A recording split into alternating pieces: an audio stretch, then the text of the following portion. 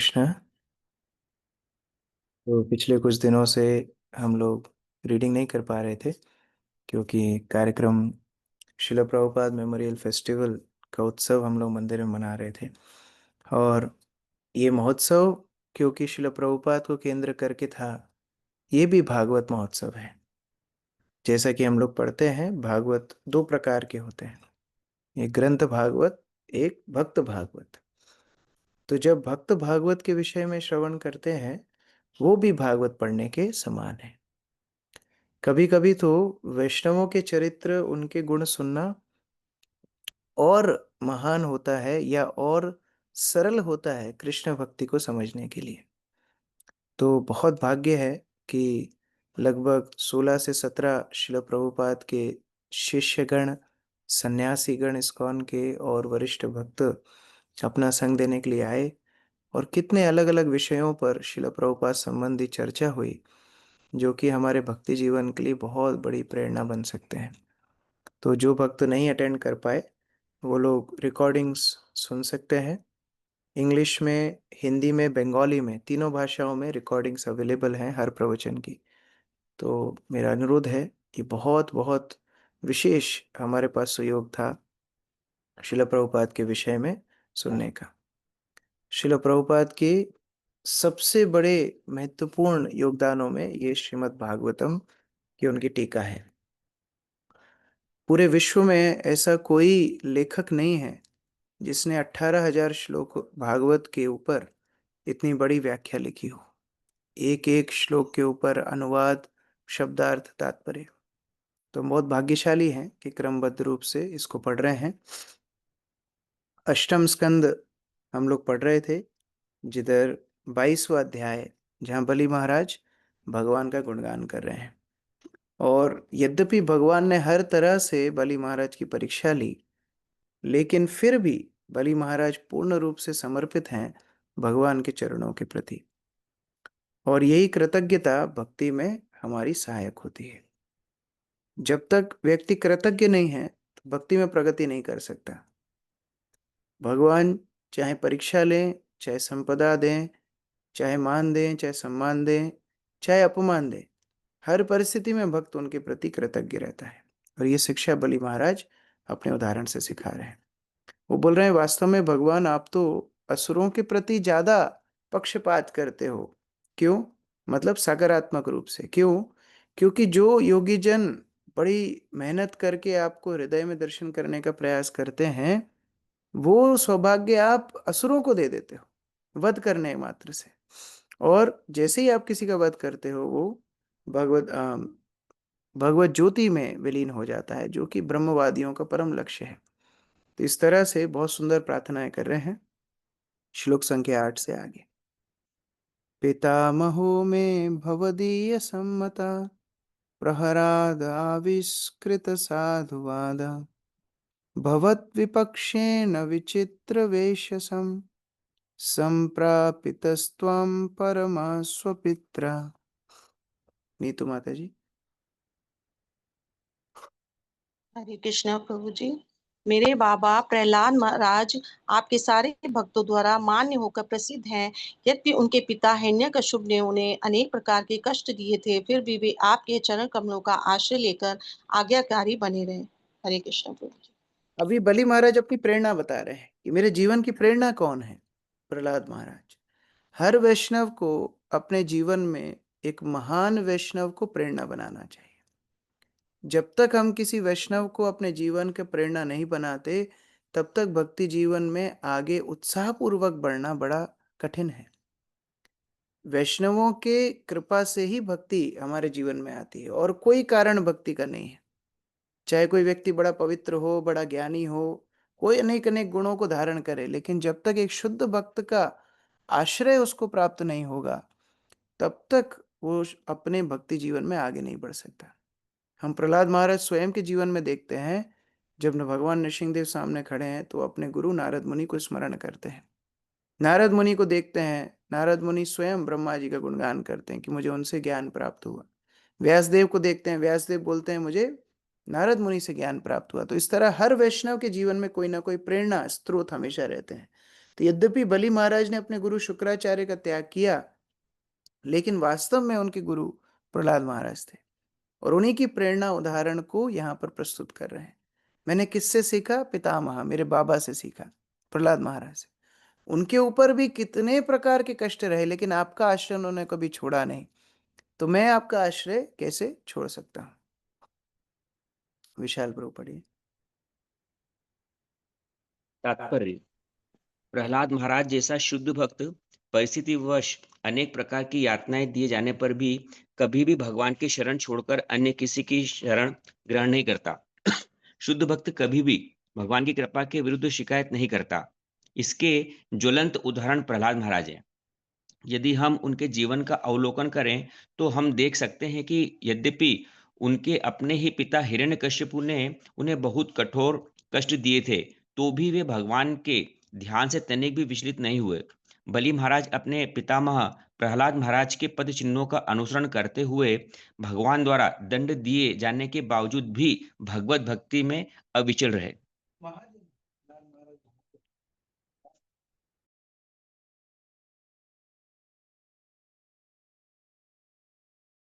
प्रभु जी आवाज नहीं आ रही। Oh, you are on mute, Prabhu. Hare Krishna, you are on mute.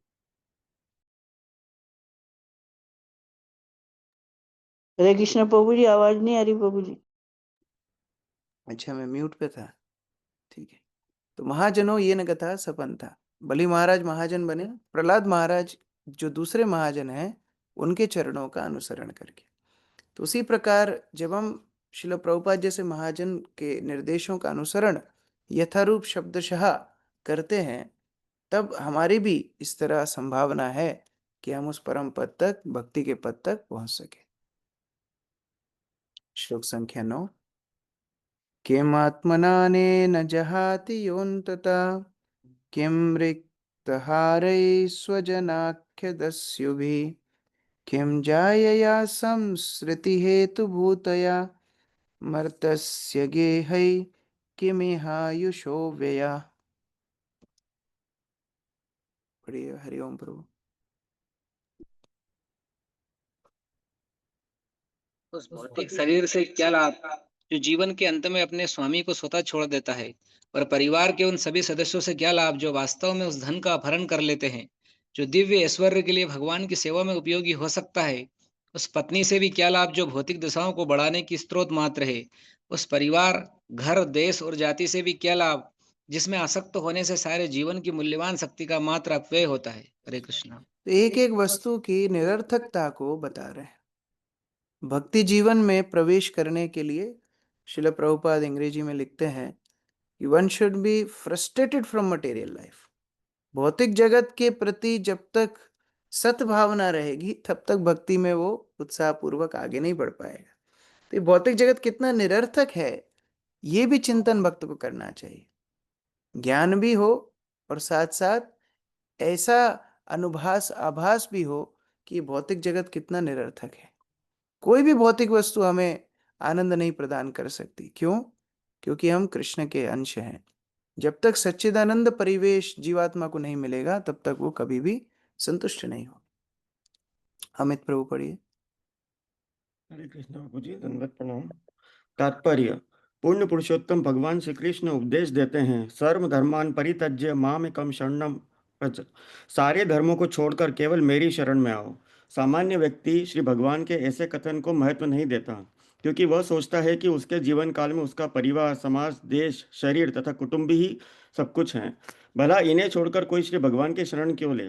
किंतु प्रहलाद महाराज तथा बलि महाराज जैसे महापुरुषों के आचरण से हम यह समझते हैं कि एक बुद्धिमान व्यक्ति के लिए श्री भगवान की शरण में जाना वही सही कर्म है। प्रहलाद महाराज ने अपने पिता की इच्छा के विरुद्ध श्री विष्णु की शरण ली। इसी प्रकार बलि महाराज ने अपने गुरु शुक्राचार्य जी तथा अन्य सभी प्रमुख असुरों की इच्छा के विरुद्ध वामन देव की शरण ली। लोगों को आश्चर्य हो सकता है कि प्रहलाद महाराज तथा बलि महाराज जैसे भक्तों ने अपने परिवार तथा घर बार के सहज आकर्षण को त्याग कर अपने शत्रु के पक्ष की शरण ग्रहण क्यों की? इस प्रसंग में बलि महाराज बतलाते हैं कि यह शरीर भी, जो कि समस्त भौतिक कार्यकलापों का केंद्र बिंदु है, एक ब्रह्म तत्व है। यद्यपि हम शरीर को स्वस्थ एवं अपने कार्यकलापों में सहायक बनाए रखना चाहते हैं, किंतु शरीर सदा काम नहीं कर सकता। यद्यपि मैं आत्मा हूँ जो कि सनातन है, किंतु इस शरीर को कुछ काल तक उपयोग में लाने के बाद मुझे प्रकृति के नियमानुसार दूसरा शरीर ग्रहण करना पड़ता है, तथा देहांतर प्राप्ति है। यदि मैं इस शरीर से भक्ति में उन्नति के लिए कुछ सेवा कार्य न करूं, किंतु मनुष्य को अपने शरीर का उपयोग किसी अन्य हेतु के लिए नहीं करना चाहिए। मनुष्य को जानना चाहिए कि यदि वह शरीर का उपयोग किसी अन्य कार्य के लिए करता है, तो वह समय का अपव्यय मात्र कर रहा है, क्योंकि जब समय आ जाएगा तो आत्मा स्वयं में शरीर को छोड़ देगा। समाज, मित्रता तथा प्रेम में हम अत्यधिक रुचि दिखलाते हैं, किंतु ये है क्या? मित्र तथा कुटुंबियों के वेश में वे लोग मोहग्रस्त जीव के परिश्रम पूर्वक अर्जित धन को मात्र लूटने वाले हैं। हर व्यक्ति अपनी पत्नी के प्रति आसक्त रहता है और वह उसे प्रिय होती है, लेकिन यह पत्नी है क्या? पत्नी स्त्री कहलाती है, जिसका अर्थ है भौतिकता का विस्तार करने वाली। जो व्यक्ति पत्नी के बिना जीवन बिताता है, उसकी भौतिक अवस्थाएं कम विस्तृत होती हैं। ज्यों ही मनुष्य विवाह करके पत्नी से संबंध जोड़ता है, त्यों ही उसकी भौतिक आवश्यकताएं बढ़ जाती हैं। पुंसम स्त्रियो मिथुनी भावम एतः तयोर्मिथो हृदय ग्रंथिम अहो अतो ग्रह क्षेत्र सुतप्त वित्तीय जनरस्य मोह अयमहम ममेति। इस भौतिक संसार का मूल सिद्धांत नर तथा नारी के बीच का आकर्षण है। इस भ्रांत धारणा से, जिससे नर तथा नारी के हृदय बनते हैं, मनुष्य अपने शरीर, घर, संपत्ति, संतान, कुटुंबी तथा धन के प्रति आकर्ष होता है। इस प्रकार जीवन का मोह बढ़ता जाता है और जीव मैं तथा मेरे के रूप में सोचने लगता है। श्रीमद् भागवतम। मनुष्य जीवन तो आत्म साक्षात्कार के लिए है, अवांछित वस्तुओं की वृद्धि के लिए नहीं। वस्तुतः पत्नी अवांछित वस्तुओं को बढ़ाती है। मनुष्य का जीवन काल, उसका घर, उसके पास की प्रत्येक वस्तु, यदि वह श्री भगवान की सेवा में उचित ढंग से नहीं लगाई जाती, तो वह तीन प्रकार के कष्टों, आध्यात्मिक, आदि भौतिक और आदि दैविक के लिए स्थायी दुखदायक भौतिक अवस्थाएं उत्पन्न करने वाली बनती हैं। दुर्भाग्यवश समाज में इस विषय पर शिक्षा देने वाली कोई संस्था नहीं है।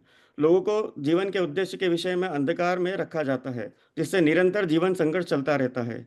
हम योग्यतम की उत्तरजीविता की बात करते हैं, किंतु अंत में कोई बचाता नहीं है, क्योंकि इन भौतिक अवस्थाओं से कोई भी स्वतंत्र नहीं है। हरे कृष्ण प्रभु।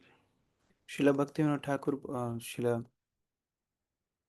गोविंद घोष बोलते हैं, कमल दल जल जीवन टलमल, ये धन यौवन पुत्र परिजन, एथे के अच्छे परती तिरे। जितना भी हम संचय किए हुए हैं, धन, हमारा सामर्थ्य, यौवन और पुत्र, परिजन, पत्नी, परिवार, संबंधी, ये सभी इतने अस्थाई हैं जैसे कमल के पत्ते की पंखुड़ी के ऊपर एक बूंद पानी, उसकी उधर रहने की कितनी संभावना है। इसीलिए जो परम पद है, जो जो शाश्वत पद है, भगवान के चरण कमलों का आश्रय है, उसको कभी भूलना नहीं चाहिए। और जो इस सारे भौतिक बंधनों से मुक्त रह सकते हैं, वो सबसे अच्छा है। जो साधु रह सकते हैं, जो ब्रह्मचारी रह सकते हैं, सबसे अच्छा। लेकिन जो ब्रह्मचारी नहीं है, गृहस्थ जीवन में है, फिर उनको भी अपने परिवार के साथ मिलके भगवान की भक्ति करना चाहिए। ये भक्तिविनोद ठाकुर बोलते हैं, जे दिन गृहे भजन देखी, गृहे ते गोलोक भय। जिस दिन घर में सारे परिवार मिलकर के भगवान की भक्ति करते हैं, वही घर गोलोक वृंदावन बन जाता है। लेकिन उसकी संभावना बड़ी कम है। बहुत कम ऐसे परिवार होते हैं जिसमें पति, पत्नी, बच्चे, पिता, माता, संबंधी सब एक साथ मिलकर भगवान की सेवा कर रहे हैं। बहुत कम परिवार होते हैं। इसलिए वो रिस्क जिसको नहीं लेनी है, वो ब्रह्मचारी रह सकता है। और जिसको रिस्क लेनी है, तो रिस्क लेने के बाद फिर प्रयास ही करना चाहिए कि वो अपने पूरे परिवार के साथ भगवत भक्ति में लगे। नहीं तो ये संसार में फंसता चला जाएगा, भगवान की विस्मृति हो जाएगी। इत्थं स निश्चित्य पितामहो महान्, अगाध बोधो भवता पादपदं ध्रुवं प्रपेदे ह्यकूतो भयं जनात्, भीता स्वपक्षा शपनस्य सत्तम। कृष्ण मुरारी प्रभु। हरे कृष्ण। मेरे पितामह जो सभी मनुष्यों में श्रेष्ठ थे और जिन्होंने असीम ज्ञान प्राप्त किया था और जो हर एक द्वारा पूज्य थे, वे इस जगत के सामान्य लोगों से भयभीत रहते थे।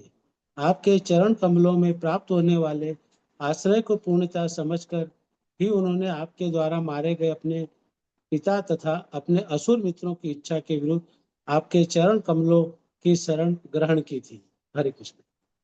बोल रहे हैं मेरे पितामह अर्थात प्रहलाद महाराज भी भौतिक संसारी लोगों से डरते थे और इसीलिए आपके चरणों का आश्रय कभी भी छोड़े नहीं। लेकिन हम कितने निडर होते हैं। माया हमारा क्या बिगाड़ेगी, भक्तों का संग करेंगे, संडे संडे करेंगे, बाकी 6 दिन क्या करेंगे, माया का संग करेंगे। तो हम इतने साहसी हैं कि माया से हम डरते नहीं। लेकिन प्रहलाद महाराज भौतिक लोगों से डरते थे। भगवान के चरणों का आश्रय, तादेर चरण सेवी भक्त सनेवास, जन्म जन्म करी यही अभिलाष। गुरु के, कृष्ण के चरणों का सेवा और भक्त सनिवास, भक्तों का आश्रय, यही भक्त की जन्म जन्म की अभिलाषा होती है। तो भौतिक संसारी लोगों से डरना चाहिए। डर मतलब ऐसा नहीं कि संसारी कार्य बंद हो जाएंगे, लेकिन जितना उद्देश्य है उतना पूर्ण करके फिर भक्तों के सानिध्य में तुरंत तुरंत आ जाना चाहिए। ये लालसा होनी चाहिए कि एक भी दिन अगर भक्तों का संग नहीं हुआ तो मेरे जीवन का होगा क्या, माया मुझे पकड़ लेगी। बहुत डरना चाहिए। अताहमपि आत्मरिपोस्तवान्तिकं देवेन नीता प्रसभं त्यजितश्रय इदं कृतान्तान्तिकवर्ति जीवितं यया ध्रुवं स्तब्धमतिर्न बुध्यते। कमल सिंह प्रभु। हरे कृष्ण। दंडवत प्रणाम प्रभु जी। मैं तो देववश ही बलपूर्वक होकर आपके चरण में लाया गया हूँ और मैं अपने समस्त ऐश्वर्य से विहीन कर दिया गया हूँ। सामान्य संसारी लोग भौतिक स्थिति में रहते हुए नश्वर ऐश्वर्य द्वारा उत्पन्न मोह के कारण पग पग पर आकस्मिक मृत्यु का सामना करते हुए भी नहीं समझ पाते हैं कि यह जीवन नश्वर है। मैं तो देववश ही उस स्थिति से बचा बचा लिया गया हूँ। हरे कृष्ण प्रभु। बलि महाराज मानो भगवान को बोल रहे हो, आपकी कितनी अनुकंपा है कि मुझे ऐश्वर्य से विहीन कर दिया। व्यक्ति क्यों आश्रय नहीं ले पाता है भगवान का? क्योंकि वो अहंकारी होता है। कल मैं एक पुस्तक पढ़ रहा था श्री श्रीमद् भक्ति तीर्थ स्वामी महाराज की। वो बोल रहे थे सतयुग, त्रेता युग, द्वापर युग, कलयुग, सतयुग में जो जो गुण हैं वो त्रेता युग में कम हो जाते हैं। त्रेता युग से द्वापर आते आते वो और कम हो जाते हैं। कलयुग में आते आते और कम हो जाते हैं। जैसे आयु, विद्या, यश, बल, हाँ, लोगों का कद, उनका सम्मान, सब ऐश्वर्य सतयुग से त्रेता में और कम, त्रेता से द्वापर में और कम, और कलयुग में सबसे कम। तो महाराज एक बहुत सुंदर वाक्य लिखते हैं। वो बोलते हैं कलयुग में हर चीज घटती है, केवल एक चीज बढ़ती है। क्या? मिथ्या अहंकार। बस एक चीज बढ़ती है, बाकी सब घटता है। तो अहंकार जितना बढ़ता है भगवान के चरणों का आश्रय वो नहीं ले पाता। सतयुग में अहंकार कम, भगवान का आश्रय ज्यादा। और कलयुग आते आते अहंकार इतना ज्यादा कि भगवान का आश्रय उतना कम। बलि महाराज बोल रहे हैं अहंकार करने के कारण संसारी लोग आपके चरणों का आश्रय नहीं ले पाते और सोचते हैं कि हम शाश्वत रूप से ये भौतिक संसार में भोग करेंगे। लेकिन आपकी कितनी बड़ी कृपा है कि आपने मुझसे सारे ऐश्वर्य ले लिए। अब मेरे पास आपका आश्रय लेने के अलावा और कोई उपाय ही नहीं है। तात्पर्य ब्रजेंद्र किशोर प्रभु पढ़िए। हाँ, हरे कृष्णा प्रभु जी, दंडवत प्रणाम। बलि महाराज ने भगवान के कर्मों की सराहना की। यद्यपि प्रहलाद महाराज तथा बलि महाराज के अतिरिक्त असुर परिवारों के सारे सदस्य विष्णु को अपना नित्य पारंपरिक शत्रु मानते थे, जैसा कि बलि महाराज ने वर्णन किया है। वास्तव में भगवान विष्णु उनके परिवार के शत्रु नहीं अपितु सर्वोत्तम मित्र थे।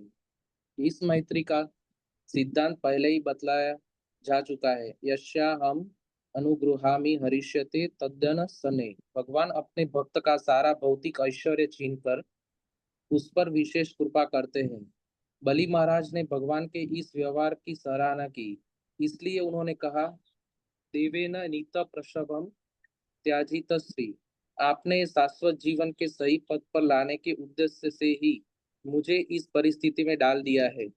तो डरने की आवश्यकता नहीं है। जब भगवान देखते हैं कोई वस्तु हानिकारक है, उसे ले लेते हैं। और जो भगवान हमारे सुहृद हैं, जो भगवान हमारे हितैषी हैं, जो भगवान हमसे सबसे अधिक प्रेम करते हैं, वो कभी हमारे जीवन में अमंगल अहित नहीं करेंगे। वो हमेशा मंगलकारी है। इसलिए कोई भक्त से कुछ वस्तु ले लेते हैं और जब देखते हैं कि इनकी सेवा के लिए उपयोगी है, देते भी हैं। दोनों ही श्लोक भागवत में है, लेना भी देना भी दोनों ही है। लेकिन भक्त की भक्ति के लिए जो अनुकूल होता है, भगवान वो कार्य करते हैं। अर्जुन प्रभु पढ़िए। वस्तुतः हर एक मनुष्य को चाहिए कि वह तथाकथित समाज, मैत्री तथा प्रेम से डरे, जिनके लिए वह अहर्निश श्रम करता रहता है। जैसा कि बलि महाराज ने जनाद भी था शब्दों के द्वारा संकेत किया है। प्रत्येक कृष्ण भावना भावित भक्त को सामान्य मनुष्य से भयभीत रहना चाहिए, जो भौतिक संपत्ति के पीछे भागता रहता है। ऐसा व्यक्ति प्रमतः या पागल कहलाता है, जो माया जाल का पीछा करता रहता है। ऐसे व्यक्ति यह नहीं जानते कि कठिन जीवन संघर्ष के बाद मनुष्य को शरीर बदलना पड़ता है और इसकी कोई गारंटी नहीं है कि अगला शरीर किस तरह का होगा। जो पूर्ण रूपेण कृष्ण भावना भावित है और जीवन के लक्ष्य को समझते हैं, वे कभी भी भौतिक कार्यकलापों की घुड़दौड़ में नहीं पड़ते। किंतु यदि कोई निष्ठावान भक्त किसी तरह च्युत हो ही जाता है, तो भगवान उसे सुधार लेते हैं और नार के जीवन के घोरतम अंधकार में गिरने से बचा लेते हैं। अदांत गोबीर विषताम समित्रम पुनः पुनश्च चर्वता चर्वणानम। भौतिक जीवन शैली आखिर है क्या? मात्र चबाए हुए को बारंबार चबाना। यद्यपि ऐसे जीवन से कोई लाभ नहीं मिलता, किंतु लोग असंयमित इंद्रियों के कारण उसकी ओर आकृष्ट होते हैं। नूनम प्रमतः कुरुते विकर्म। असंयमित इंद्रियों के कारण लोग पाप कर्मों में पूरी तरह लग जाते हैं, जिनसे कष्टदायक शरीर प्राप्त होता है। बलि महाराज सराह रहे थे कि भगवान ने किस तरह उन्हें ऐसे अज्ञान के मोहग्रस्त जीवन से बचा लिया है। इसलिए उन्होंने कहा कि उनकी बुद्धि चकरा गई थी। तो शब्दम तीर्ण बुध्यते। वे समझ ही नहीं सके कि भगवान किस प्रकार भक्तों के भौतिकवादी कार्यकलापों को जबरन रोककर उन पर कृपा करते हैं। गुरु महाराज एक उदाहरण देते थे कि कृष्ण लेते हैं, क्या लेते हैं? हमारा भीख मांगने का कटोरा हमसे लेते हैं, लेकिन वो भी हम उनको नहीं देना चाहते। कृष्ण बोलते हैं आप ये कटोरा मुझे दे दो और मैं बदले में अपना भगवत धाम आपको दे दूंगा। नहीं नहीं नहीं नहीं, कटोरा आप ले लेंगे तो हम भीख किस में मांगेंगे? ये हमारी अवस्था है। तो उस तरह भगवान लेते हैं, लेकिन हमारे भीख मांगने का कटोरा हमसे ले लेते हैं। अब ये बात सुन के सुखदेव गोस्वामी आगे वर्णन कर रहे हैं किस तरह प्रहलाद महाराज की प्रतिक्रिया हुई। श्री शुक उवाच तस्येत्थं भाषमाणस्य प्रहरादो भगवत्प्रिया आजगाम कुरुश्रेष्ठ राकापतिरिवोत्थिता।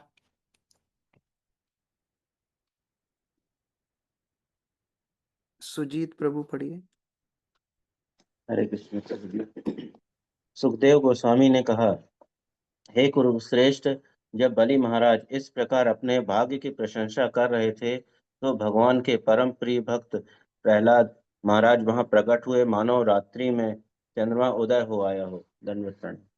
तो जिनको शारीरिक चेतना नहीं है, उनको बाह्य रूप से कोई बंधन नहीं है। जैसे नारद मुनि सशरीर सारे ग्रहों में भ्रमण करते हैं। उन्हें कोई भौतिक बंधन ही नहीं है, शारीरिक चेतना ही नहीं है।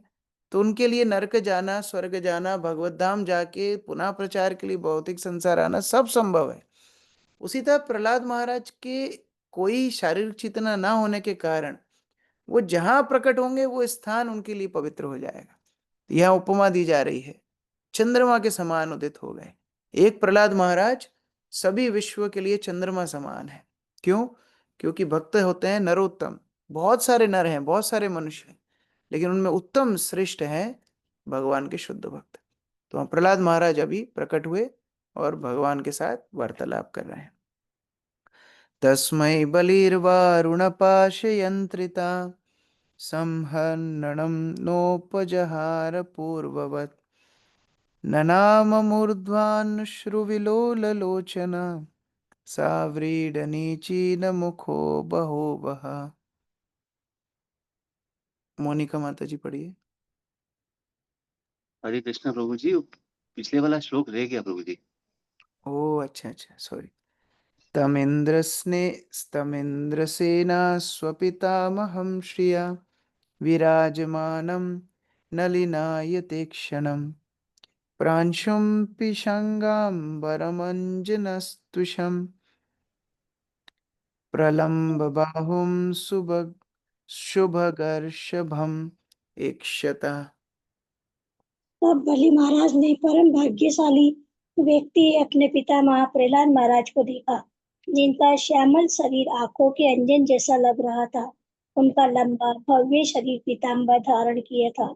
उनकी भुजाएं लंबी थी और उनकी सुंदर आंख कमल की पंखुड़ियों के समान थी। वे सबके अत्यंत प्रिय तथा मोहक थे। कृष्ण प्रभु जी। तो अभी बलि महाराज के समक्ष प्रहलाद महाराज उपस्थित हुए हैं और जैसा गुणगान सुखदेव गोस्वामी ने वामन देव के प्राकट्य के समय किया, उसी तरह प्रहलाद महाराज की सुंदरता का भी गुणगान कर रहे हैं, क्योंकि भक्त भगवान के सानिध्य में भगवान जैसे गुणों को प्राप्त कर लेता है। श्रील प्रभुपाद बोलते थे, we can never become God but we can become godly. भगवान के स्पर्श में जैसे लोहा आग में रहता है तो आग समान हो जाता है, उसी प्रकार भगवान के भक्त भगवान के सानिध्य में भगवान जैसे गुणों को ही प्राप्त कर लेते हैं। तो जैसे भगवान आकर्षण करते हैं वैसे शुद्ध भक्त भी आकर्षण करता है। जैसे भगवान की हर वस्तु मधुर होती है वैसे शुद्ध भक्त की हर वस्तु भी मधुर होती है। जितना फल भक्त को जीव को भगवान के दर्शन से मिलता है, उतना ही फल भक्त को जीव को गुरु के शुद्ध भक्त के दर्शन से मिलता है। तो इस प्रकार से प्रहलाद महाराज की सुंदरता का वर्णन। अनुपम राधिका माता जी।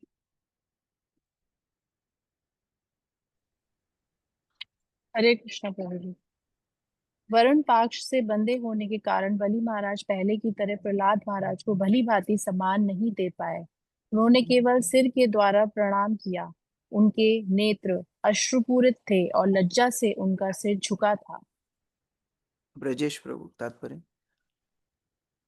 क्योंकि बलि महाराज को भगवान वामन देव ने बंदी बना लिया था, अतः वे निसंदेह अपराधी माने जाने के योग्य थे और बलि महाराज गंभीरता पूर्वक अनुभव भी कर रहे थे कि वे भगवान के अपराधी है। प्रहलाद महाराज को निश्चित रूप से अच्छा नहीं लगा होगा, इसलिए बलि महाराज लज्जा से अपना सिर नीचा किए थे। हरे कृष्ण प्रभु। क्योंकि ये शिष्य और गुरु के बीच का संबंध है। गुरु शिष्य को प्रशिक्षण देते हैं भक्ति में आगे बढ़ने के लिए, भगवान को समर्पण करने के लिए, एक अच्छे वैष्णव बनने के लिए। और जब शिष्य गुरु के वचनों को पालन नहीं कर पाता, ये शिष्य के लिए सबसे बड़ी लज्जा का विषय है। बृहद भागवतामृत में उल्लेख आता है, गोप कुमार अपने गुरु से मंत्र शिक्षा इत्यादि प्राप्त करके धीरे धीरे क्रमबद्ध रूप से अपनी भक्ति में प्रगति करते हैं और बार बार अपने गुरु से मिलते हैं। तो वहां पर एक भक्त टिप्पणी करते हैं कि हर शिष्य अपने गुरु से बार बार मिलेगा, हर जन्म में मिलेगा, लेकिन उस समय उसका सिर झुका होगा शर्म के कारण कि अपने गुरु को गर्वान्वित करेगा। ये शिष्य की भक्ति की प्रगाढ़ता से निश्चय होगा। शिष्य तो मिलेगा गुरु से, गुरु भी शिष्य से मिलेंगे, लेकिन उस समय सिर झुका होगा कि शिष्य को देख के गुरु प्रसन्न होंगे। ये शिष्य की भक्ति की प्रगाढ़ता से निश्चित होगा। यहाँ बलि महाराज मानो सोच रहे हो, मैं प्रहलाद महाराज का वंशज हूं, वो प्रहलाद महाराज जिनने सर्वस्व भगवान के ऊपर अर्पित कर दिया। आज मैं भगवान को प्रसन्न नहीं कर पा रहा हूं, पाश में बंधा हुआ हूं, मेरा वचन मैं सिद्ध नहीं कर पा रहा हूं। ये लज्जा से उनका सिर झुक गया। ये शिष्य का भाव है। जैसे हम पहले भी चर्चा की, श्रील भक्ति सिद्धांत सरस्वती ठाकुर बोलते थे कि यदि मुझसे कोई मेरे गुरु महाराज का नाम पूछता है, मैं नाम बताने में लज्जा प्राप्त करता हूं कि वो इतने महान महाभागवत हैं और मैं एक बद्ध जीव हूं। ये शिष्य का भाव है। किस तरह से गुरु के वचनों को मैं पूरा नहीं कर पाया, ये सबसे बड़ी लज्जा का विषय है। सा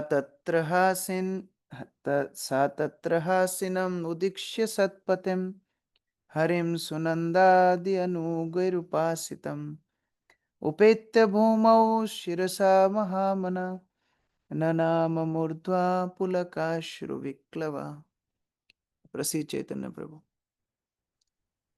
जब महात्मा प्रहलाद महाराज ने देखा कि वहां पर सुनंद जैसे अपने घनिष्ठ संगियों से घिरकर एवं पूजित होकर श्री भगवान बैठे हैं तो उनकी आंखें प्रेमाश्रुओं से छलछला उठी। श्री भगवान के पास जाकर और भूमि पर गिरकर उन्होंने सिर के बल पर श्री भगवान को प्रणाम किया। हरे कृष्ण। पुरांग बोलिते हवे पुलक शरीर, हरि हरि बोली नयने बवे नीर। शुद्ध भक्त का ये लक्षण होता है, जैसे ही गुरु और कृष्ण का स्मरण हो, उनका दर्शन हो, उनके विषय में चर्चा हो, तो तुरंत सारे अष्ट सात्विक विकार उनके शरीर में प्रस्तुत हो जाते हैं। तो प्रहलाद महाराज वहां आए, उन्होंने देखा भगवान विराजमान है और सारे अपने घनिष्ठ परिकरों के साथ वहां पर सेवा स्वीकार कर रहे थे। तो उनके अश्रु आ गए, पूरा शरीर रोमांचित हो गया और दंडवत प्रणाम करके प्रहलाद महाराज आगे बोलना शुरू करते हैं। तो श्लोक संख्या 16 से प्रहलाद महाराज के वचन कल पाठ करेंगे। हरे कृष्ण।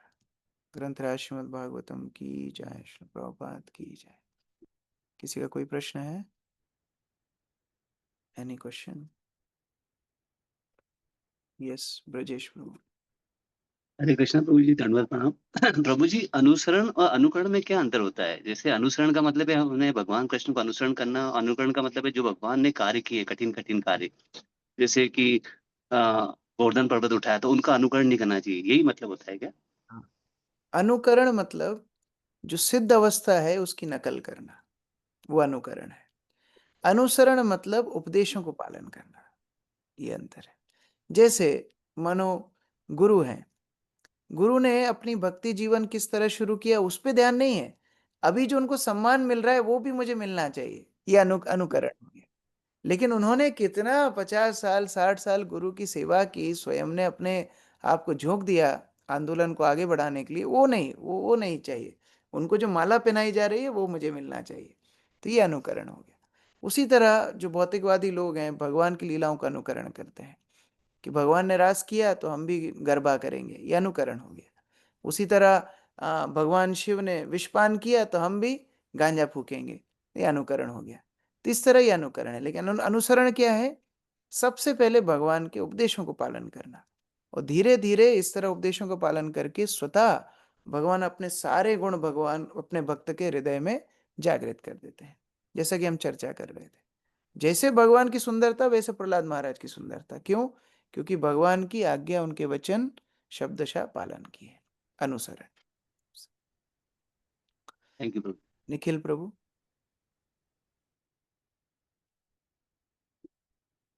अनम्यूट किया? यस। हरे कृष्ण प्रभु जी।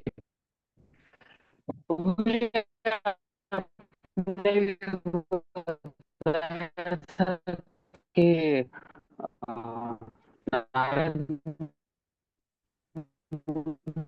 आपका कनेक्शन अभी बहुत, अपने नारद जी की कोई परीक्षा नहीं है, आकर आपका कनेक्शन बहुत पुअर है, मैं समझ नहीं पा रहा हूँ। कृष्ण मुरारी प्रभु।